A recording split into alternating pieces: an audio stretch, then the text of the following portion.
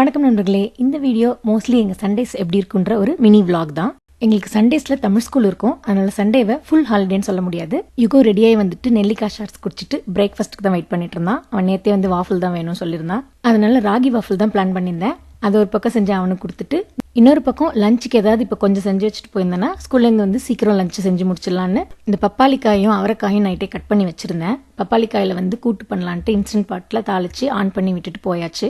ஸ்கூல்லேருந்து வந்து ரைஸ் பொரியல் மீதி எல்லாம் செஞ்சுக்கலான்ட்டு அப்புறம் ஸ்கூல்லேருந்து வந்ததுக்கப்புறம் இந்த அரிசி வேக வச்சாச்சு. நான் போகிறதுக்கு முன்னாடி தூயமல்லி அரிசி ஊற வச்சுட்டு போயிருந்தேன். கொஞ்சமாக ஸ்பினாச் இருந்தது, அதில் சின்ன வெங்காயம் பூண்டெல்லாம் போட்டு ஒரு வதக்கி அதை செஞ்சு வச்சுட்டேன். இன்னொரு பக்கம் 4 முட்டையும் வேக போட்டாச்சு, அதுவும் ரெடி ஆகிட்டு இருக்கு. பொரியலுக்கு அவரைக்காய் ஏற்கனவே கட் பண்ணி வச்சிருந்ததால வெங்காயம் தக்காளி வதக்கி அவரைக்காய் போட்டு மசாலா போட்டு அதையும் மூடி வச்சாச்சு. அது ஒரு 3-4 நிமிஷத்தில் வெந்துடும். இதெல்லாம் ஒரு பக்கம் ரெடி ஆகிட்டு இருக்கு. காலையில் பப்பாளிக்காய் கூட்டு இன்ஸ்டன்ட் பாட்டில் போட்டு வச்சது ஆல்ரெடி ரெடி ஆகிடுச்சு. அதில் கொஞ்சம் கொத்தமல்லி தழையை தூவி அதையும் முடிச்சு விட்டாச்சு. இன்னொரு 10 நிமிஷத்தில் சாதமும் ரெடி ஆகிடும். முட்டை வெந்துருச்சு, சரி அதுக்குள்ளே அதை வந்து உரிச்சு எடுத்துக்கலான்னு சொல்லிட்டு அதை உரிச்சு எடுத்து வச்சுட்டேன். இதெல்லாம் ரெடி ஆகிறதுக்குள்ளே ஒரு 3-4 நிமிஷத்தில் இந்த அவரைக்காய் வந்துருச்சு. கடைசியாக அதில் கொஞ்சம் தேங்காய் பூவும் கொத்தமல்லியும் தூவி அதையும் முடிச்சு விட்டாச்சு.